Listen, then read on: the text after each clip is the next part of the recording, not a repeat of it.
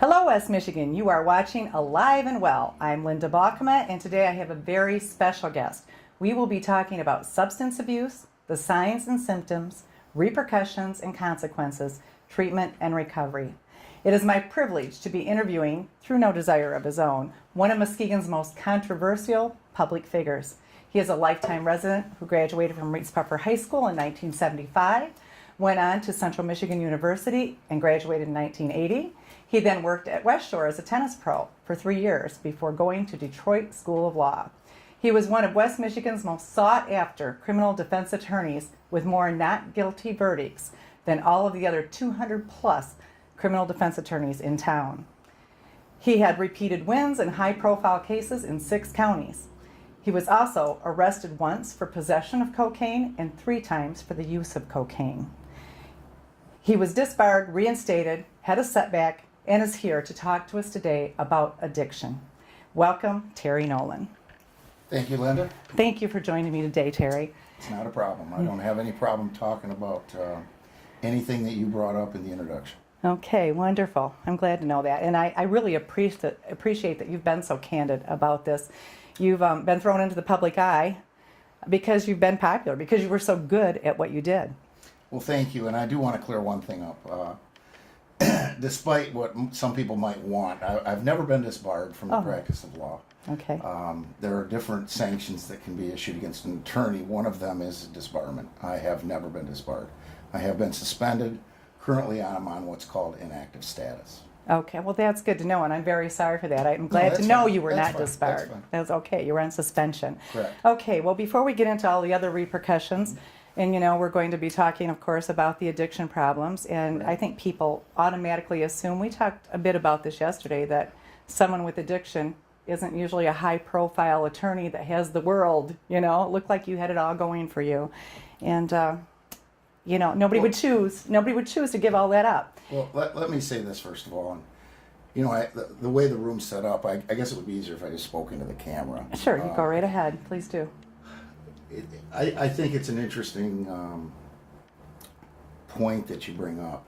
I think that addiction, alcoholism or drug addiction, they don't discriminate. It doesn't matter what color you are, it doesn't matter what religion you are, it doesn't matter how old you are. It just simply doesn't matter. It is totally non-discriminatory. Probably one of the most non-discriminatory things that we have available to us here in the United States or in the world, because it is a worldwide problem. It is. And we've got a lot of things to talk about, but I'd like to reminisce a little bit here. Okay. We kind of drank from the same watering hole, so to speak, maybe did several times. We grew up in the same neighborhood, went to the same school. You're the youngest of 8? 9. 9. Yeah. There's 9 of you. No pressure 6 there. 6 brothers and 2 sisters.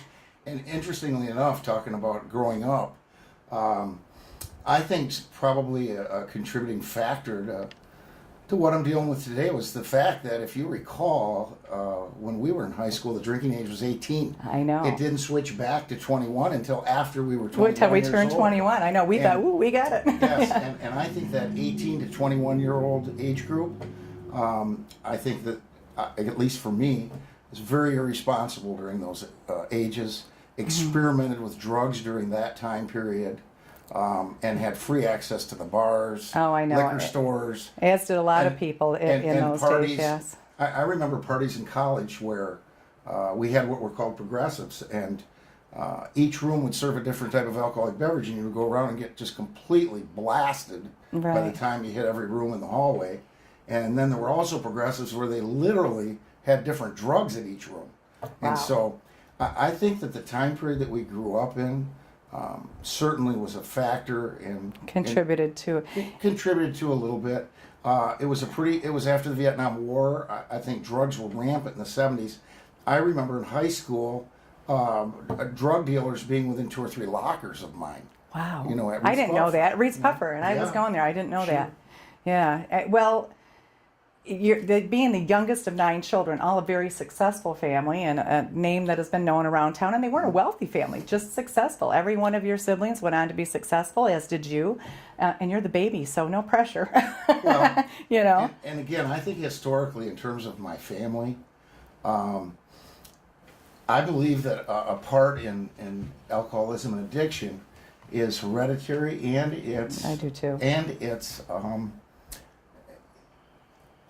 it's not only hereditary, but I believe that you can have a disposition towards being alcoholic or addicted to drugs once you try them.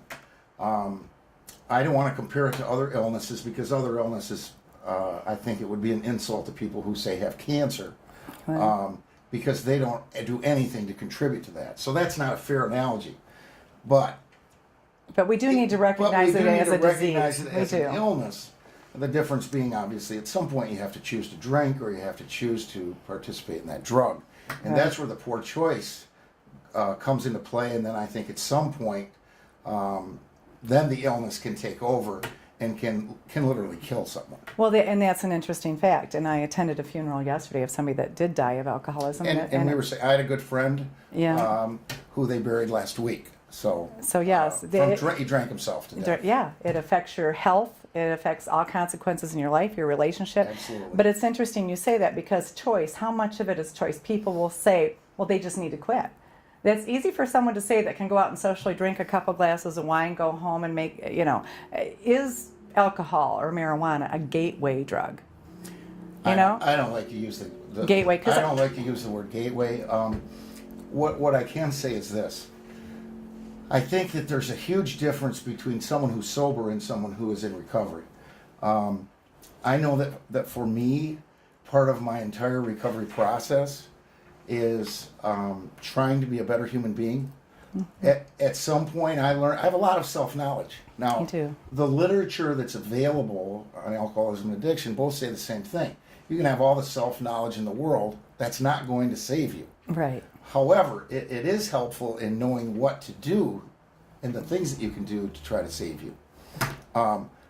Myself, I suppose if you read the papers, you would think that I was a big failure in my quest for recovery. It's not how I view myself. Part of the whole recovery process is how you might view yourself. Sure.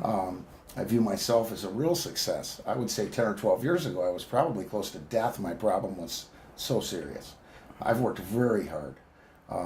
Just because I had a setback or a relapse does not make me a failure. No, it doesn't. And more importantly, we both buried friends from, I believe, my friend died from pure alcoholism. I don't believe he ever used a drug.